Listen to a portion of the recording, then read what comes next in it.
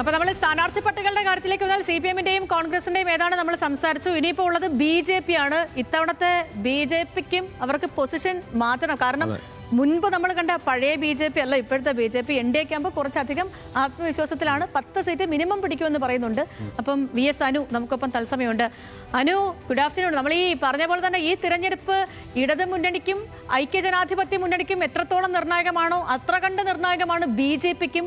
ഈ തദ്ദേശ തിരഞ്ഞെടുപ്പിലൊക്കെ ഒരുപാട് നേട്ടം കൊയ്തിട്ടുണ്ട് BJP. പ്രത്യേകിച്ച് തിരുവനന്തപുരം ഒക്കെ ഭരിക്കുന്നു BJP. അപ്പോൾ അതുകൊണ്ട് ഈ മാത്രമല്ല സംസ്ഥാന നേതാക്കൾ BJPയുടെ മുൻ സംസ്ഥാന അധ്യക്ഷൻ, ഇപ്പോഴത്തെ സംസ്ഥാന അധ്യക്ഷൻ, അവരുടെ തീപ്പൊരി വനിതാ നേതാവ് അടക്കം സംസ്ഥാനത്തെ പ്രമുഖ നേതാക്കളൊക്കെയും ഇടം പിടിച്ചൊരു സ്ഥാനാർത്ഥി പട്ടിക അവരുടെ കയ്യിലുണ്ട്.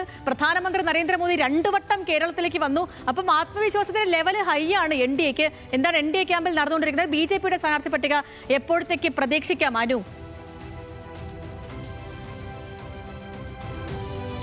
Good afternoon Sethu.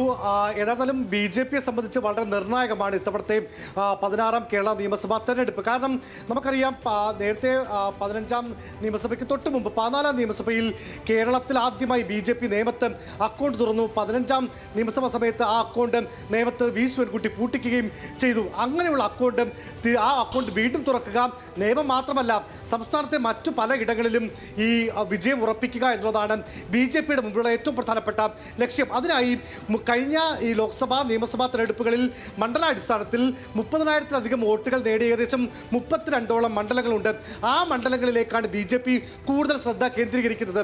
അതിൽ തന്നെ ഒരു 15 മണ്ഡലങ്ങൾ A+ കാറ്റഗറിയിൽ അവർ ഉൾപ്പെടുത്തുകയും നിലവിൽ ഞാൻ മനസ്സിലാക്കുന്നത് 5ഓ 6ഓ സീറ്റുകളിലേക്കായിരിക്കും BJPയുടെ ഏറ്റവും പ്രധാനപ്പെട്ട കോൺസെൻട്രേഷൻ ഉണ്ടാവുക.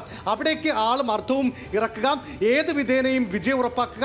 അതിനുവേണ്ടി നമ്മൾ BJP നേതാവ് സംസാരിച്ചപ്പോൾ ആരെ വാങ്ങണമെങ്കിലും വാങ്ങും, ആരെ വിൽക്കണമെങ്കിലും വിൽക്കും എന്നുള്ളതാണ് അവരുടെ ഒരു നയം. നമുക്കറിയാം കഴിഞ്ഞ സൂചിപ്പിച്ച തിരുവനന്തപുരം കോർപ്പറേഷൻ തിരഞ്ഞെടുപ്പിൽ വലിയ പൈസ ഇറക്കി വലിയ PR വർക്ക് ചെയ്താണ് അവർ ആ കോർപ്പറേഷൻ തിരഞ്ഞെടുപ്പ് നേരിട്ടത്.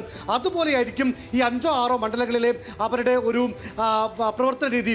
നമുക്കറിയാം ഇന്ത്യയിൽ BJPയുടെ ഏറ്റവും പ്രധാനപ്പെട്ട രാഷ്ട്രീയ തന്ത്രജ്ഞനായി തന്നെ അവർ പറയുന്ന വിനോദ് ദാവഡെയാണ് കേരളത്തിൻ്റെ തിരഞ്ഞെടുപ്പ് ചുമതലയുള്ള വ്യക്തി. അദ്ദേഹം അതുമാത്രമല്ല കേന്ദ്രമന്ത്രി ശോഭ കരന്തലജയുണ്ട്, പ്രഭാരിയായിട്ടുള്ള പ്രകാശ് ജാവ്ദേക്കർ, അപരാജിത സാരംഗി ഉൾപ്പെടെയുള്ള BJPയുടെ ഏറ്റവും പ്രധാനപ്പെട്ട ബുദ്ധി കേന്ദ്രങ്ങളായി കേന്ദ്രത്തിൽ നിൽക്കുന്ന 4 പ്രധാനപ്പെട്ട നേതാക്കളാണ് കേരളത്തിൻ്റെ തിരഞ്ഞെടുപ്പ് ചുമതലയിൽ നിൽക്കുന്നത്. ഇനി നോക്കൂ, നേമം, കഴക്കൂട്ടം, വട്ടിയൂർക്കാവ് ഉൾപ്പെടെയുള്ള തിരുവനന്തപുരത്തെ പ്രധാനപ്പെട്ട 3 മണ്ഡലങ്ങളിൽ അവർ നേരത്തെ തന്നെ 2ാം സ്ഥാനത്ത് വന്നതാണ്. അവിടെ അവർക്ക് വിജയപ്രതീക്ഷ ഉണ്ട്.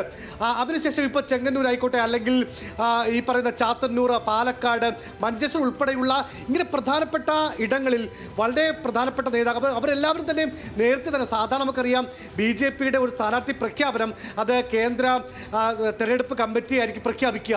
ഇവിടെ നോക്കൂ, നേമത്ത് രാജീവ് ചന്ദ്രശേഖരൻ ചുവരെഴുതി, കഴക്കൂട്ടത്ത് V മുരളീധരൻ ചുവരെഴുതി, ചാത്തന്നൂരിൽ സന്ദീപ് വാചസ്പതി ചെങ്ങന്നൂരിൽ സന്ദീപ് വാചസ്പതി ചുവരെഴുതി, വട്ടിയൂർക്കാവിൽ R ശ്രീലേഖ ചുവരെഴുതി, പാലക്കാട് ശ്രീലേഖ ചുവരെഴുതി. അങ്ങനെ അവർ വളരെ വേഗത്തിൽ മുന്നോട്ട് പോകുന്നു. പക്ഷേ അവിടെയും ഈ ഘടകകക്ഷികളുമായിട്ടുള്ള അവരുടെ സീറ്റ് വിഭജനം ഇപ്പോഴും പൂർത്തിയായിട്ടില്ല. ആ പ്രശ്നങ്ങൾ ഇപ്പോഴും നടക്കുന്നുണ്ട്. ഈ പാലക്കാടുമായി ബന്ധപ്പെട്ട പ്രശ്നങ്ങൾ ഉണ്ടാകുമെന്ന് പറയുന്നുണ്ട്. ഏതായാലും ചൊവ്വാഴ്ചയോടുകൂടി ആദ്യഘട്ട സ്ഥാനാർത്ഥി പട്ടിക പുറത്തിറക്കാൻ കഴിയുമെന്നുള്ളൊരു വിശ്വാസമാണ് അവർ ഉന്നയിക്കുന്നത്. ഏതായാലും ഈ തെരഞ്ഞെടുപ്പ് അവരെ സംബന്ധിച്ച് വളരെ പ്രധാനപ്പെട്ടതാണ്. തീർച്ചയായും VS അനു. ശരി, അപ്പം